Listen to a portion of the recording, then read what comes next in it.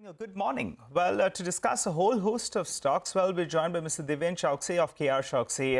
Hi, Deven. Good morning. Let's talk about some of those stocks that will be in focus because that windfall tax is gradually getting pulled back, particularly on diesel as well as on ATF. How do you approach these stocks, namely Oil India, ONGC, and Reliance Industries? Well, Nigel, good morning. Well, with the correction in the crude oil prices, and I think the price is staying at a lower level. The amount of money I think which would otherwise be collected by way of windfall tax, I think is probably now going. So this is a non-tax, I think, as far as the companies are concerned. So from that perspective, I think the superlative profit and the superlative tax both have gone, as I see it. Going forward, I believe that I think if the crude oil prices stays in the stability region of around $80 to $90 per barrel, then possibly I think most of these companies would have relatively better times going forward. As of now, as it stands, I think probably in the refining segment, the cracks are on a positive side. And that is where probably I think this quarter should result into relatively better performance for most of the companies, including the lands industries. Deven, hi. Good morning. The IT services sector sold off big time, Deven, yesterday. Once again, I mean, it had a bit of a reprieve in the earlier part of the week, but it all went away. And today, I think, get the Accenture numbers, which we will talk more about a little later. And that perhaps is a cue. What's your sense, IT services from here? Will it continue to get whipsawed one way or the other, maybe small bounces, but bigger drops? So good morning, Prashant. As I understand, I think the market action yesterday in some of the large cap counters, including in IT, I think have been the outcome of some of the global portfolios shading their weight into from the portfolios and India exposure. In my viewpoint, I think nothing but the technical correction which is happening. Some of the larger companies where I think they are shading their weights, I think it includes IT company, includes Reliance, includes some of the banking counters as well, where I think a part of profit booking position or some amount of weight reduction has happened from their portfolio. I don't see anything fundamentally wrong with many of the IT companies. On the contrary, I see a good reason for some of the large cap IT companies to bounce back at some point of time.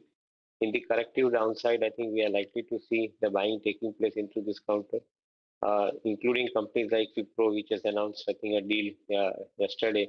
I think they are the ones I think who are basically showing some large contracts. I think getting signed up for multiple years, giving them a visibility of 5 to 7 years on each contract of a larger size. So from that point of view, I think that the IT companies deserves to be there in the portfolio. Any corrective fall or downside due to any technical nature in the market, I think would be a welcome opportunity for long-term investments as far as I think the quality names are concerned. Okay, so IT names are looking attractive to you right now. Deven, what about GMM Pfaudler? The big news today is Pfaudler Inc., which is a promoter of GMM Pfaudler, is looking to sell close to 30% stake in a block deal today at a price of 1,700 rupees per share, which will give the promoter close to 2,300 crore rupees. This is big, right? A promoter selling close to about 30% stake. Your thoughts on what it means for shareholders? So, Rima, I haven't examined this particular transaction so far, so would refrain from putting any comments, maybe at some other point of time. Okay. What about Reliance Industries? They've done that launch, the independence launch, the FMCG staples kind of business. Well, right now, analysts are saying that, it may not have an impact on the other listed entities, but we know Reliance Industries tends to be fairly disruptive in whichever segments they enter in. How would you read this development and the impact on other listed players? Would you tread with caution?